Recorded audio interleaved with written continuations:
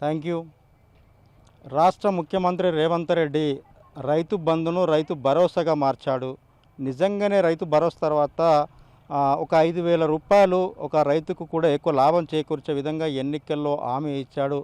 ఆ హామీ మేరకు కూడా ఈరోజు మాత్రము తెలంగాణ రాష్ట్ర వ్యాప్తంగా ఎక్కడైతే రైతులు పంట చేస్తున్నారో, ఏ క్రాప్ చేస్తున్నారో సర్వే చేపట్టడానికి మొత్తం రెవెన్యూ యంత్రాంగాన్ని మాత్రము బయటకు పంపించి క్షేత్రస్థాయిలో పరిశీలన చేయాలంటున్నారు. చాలాసార్లు మనం ఎక్కడికి వెళ్ళినా ఏ రైతు పంట పండించినా మాకు లాభం రావడం లేదు, నష్టమే జరుగుతుంది అంటున్నారు. నిజంగానే రాష్ట్ర ప్రభుత్వాలు, కేంద్ర ప్రభుత్వాలు ఎప్పుడు చూసినా ఎక్కడ చూసినా రైతు ప్రభుత్వం మాది, ప్రతి రైతును ఆదుకుంటామని చెప్తున్నారు. నిజంగా మనం చూడొచ్చు, మెదక్ జిల్లాలో ఒక రవీందర్ రెడ్డి అనే రైతు వ్యవసాయ క్షేత్రంలో అతను పంట ఏదైతే వరి నాటేస్తున్నాడో ఆ వరి నాట్లో ఉన్నాడు. ఈ రైతు బంధు గత ప్రభుత్వం బీఆర్ఎస్ ప్రభుత్వం 10,000 ఇచ్చింది ఎకరాకు. ఈరోజు రాష్ట్ర ముఖ్యమంత్రి రేవంత్ రెడ్డి వచ్చిన తర్వాత ఎన్నికల్లో హామీ ఇచ్చాడు.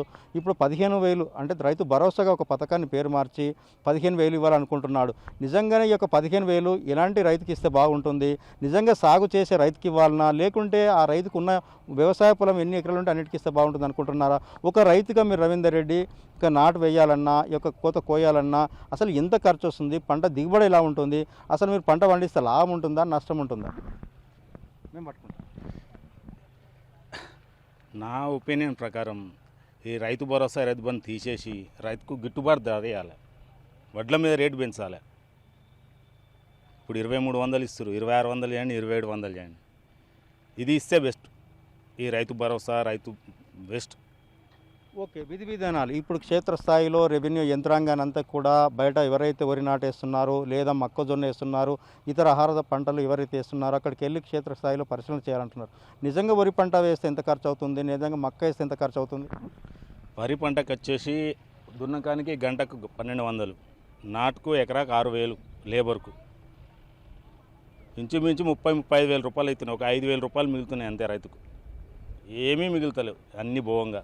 తీరా లాస్ట్కు పంట కోసే టైంలో రాళ్ళు పడుతున్నాయి, వడ్లు రాలిపోతున్నాయి, అట్లా లాస్. అది ఏమాత్రం బాగాలేదు.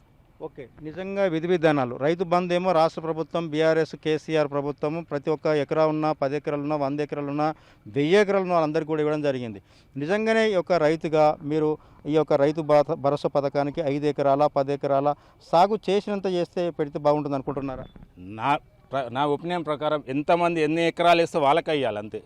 5 ఎకరాలు లేకుంటే 10 ఎకరాలు లాస్ట్, అంతకన్నా ఎక్కువ ఇవ్వద్దు. నిజంగానే సబ్సిడీ వ్యవసాయ రంగానికి సబ్సిడీ ఇస్తున్నామని చెప్తున్నారు రాష్ట్ర ప్రభుత్వం. డ్రిప్స్ కావచ్చు, లేకుంటే ఇతర ఎరువులే కావచ్చు, సబ్సిడీ ఇస్తున్నాం మేము రైతుకు అంటున్నారు. నిజంగా ఆ సబ్సిడీ ఎంతవరకు రైతుకు మేలు చేకూరుస్తుంది? మనకు తెలిసి అయితే సబ్సిడీ ఏడేం వస్తలేదు. ఇప్పుడు 1,250 రూపాయలు పెట్టి పాస్పేట్ తెస్తున్నాం, 300 రూపాయలు పెట్టి యూరియా తెస్తున్నాం. ఏడుంది సబ్సిడీ? సబ్సిడీ పోతే 50% రావాలి, 150 రూపాయలకు యూరియా బస్తా రావాలి. 1,200 అంటే 600 రూపాయలకు రావాలి. 1,250 పెట్టి తెస్తున్నాం, 300 రూపాయలు పెట్టి యూరియా తెస్తున్నాం. సబ్సిడీ అనేది ఏడొస్తుందో ఏందో తెలియదు. ఓకే, కరెంటు విషయంలో చూస్తే మాత్రం నిజంగానే 30 రూపాయలు తీసుకుంటున్న నామినల్ రుసుము తీసుకుంటున్నట్టున్నారు. అది కరెంటు సరిపోయేంత వస్తుందా? ఇట్లా ఉంది. వస్తుంది, పర్లేదు. కరెంట్ అయితే పర్లేదు. ఓకే, మీరు ఒక రైతుగా రాష్ట్ర ముఖ్యమంత్రి రేవంత్ రెడ్డి 2 లక్షల రుణమాఫీ చేశారు. మీరు సంతోషంగా ఉన్నారా? నిజంగా ఏమైనా సూచన సలహా చేయదలుచుకున్నారా? సంతోషం ఇది, ఇక సూచనలు ఏం లేవు. ఓకే, అంటే లేబర్ కొరత ఎలా ఉంది ఇప్పుడు? నిజంగా చెప్తుంటే చాలా సందర్భాల్లో మనకు కాకుండా ఇతర రాష్ట్రాల నుంచి వచ్చి బీహార్ నుంచి వస్తారు. ఇంకా కొన్ని రోజులు అయితే ఫుల్ స్టార్ట్ అవుతాయి కదా, లేబర్ దొరకరు, షార్టేజ్ ఫుల్. ఎందుకు ఇక్కడ ఉన్న లేబర్ అంతా పనిచేస్తలేరా? ఎందుకోసం అంత రేటు చేస్తున్నారు? కాకపోతే ఏంటంటే అందరికీ వాళ్ళ ఏరియాలో వాళ్ళకి సరిపోయేంత ఉంది కాబట్టి అక్కడ అయిపోతే ఇప్పుడు ఈ ఏరియాకి వచ్చి వేయవలసి వస్తుంది అన్నట్టు. అట్లా ఆ రకంగా షార్టేజ్ చూడొచ్చు. నిజంగానే ఒకవేళ రాష్ట్ర ముఖ్యమంత్రి రైతు భరోసా పథకాన్ని ఫుల్ ఇంప్లిమెంట్ చేయాలంటే కూడా అతనుకున్న 5 ఎకరాల నుంచి 10 ఎకరాల వరకు ఇస్తే తన ఒపీనియన్ చెప్పడం జరిగింది. ప్రతి ఒక్క రైతు కూడా ఎంతవరకు అయితే తను సాగు చేస్తాడో ఆ సాగు చేసే దాంట్లో ఎంత కష్ట నష్టాలు ఉంటాయో క్షేత్రస్థాయిలో రెవెన్యూ అధికారులు విలేజ్ సర్వేకి వెళ్ళిన తర్వాత అక్కడ పాస్బుక్ తీసి ఆ పాస్బుక్లు ఎవరైతే ఉన్నారో వాళ్ళకి ఎంట్రీ చేసే సమయంలో అతను దున్నిన పొలం కూడా వీడియో రికార్డు లేకుంటే ఫోటో ఏదన్నా ఐడెంటిఫికేషన్ చేసి అతను రైతును అక్కడ నిలబెట్టించిన తర్వాత రికార్డు చేస్తే ఈ యొక్క రైతుకు ఇచ్చే రుణమే కావచ్చు, లేకుంటే రైతు భరోసాకి దాంట్లో ఎలాంటి అన్యాయానికి అక్రమాలకు తావియకుండా జరిగే అవకాశాలు ఉన్నాయి. రైతుగా తను చెప్తున్నాడు కష్టపడేది ఎట్లా విధంగా ఉంది, ఎంతసేపు కష్టపడుతున్నాడు. పంటంతా పండిస్తే కూడా 30-35 వేలు ఖర్చు అవుతే ఒక 5,000-6,000 మిగులుతుంది ఎకరాకు. మిగతాదంతా కూడా నలుగురికి ఉపాధి చూపిస్తున్నాడు, కూలీలకు తనకు ఎంతో కొంత ఇస్తున్నాడు, ఆ తర్వాత తన కుటుంబాన్ని పోషిస్తున్నాడు.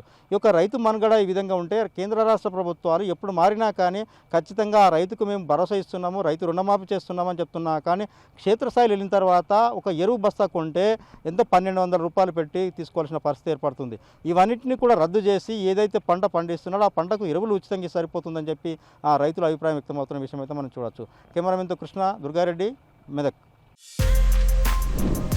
For more videos like this, subscribe Big TV channel.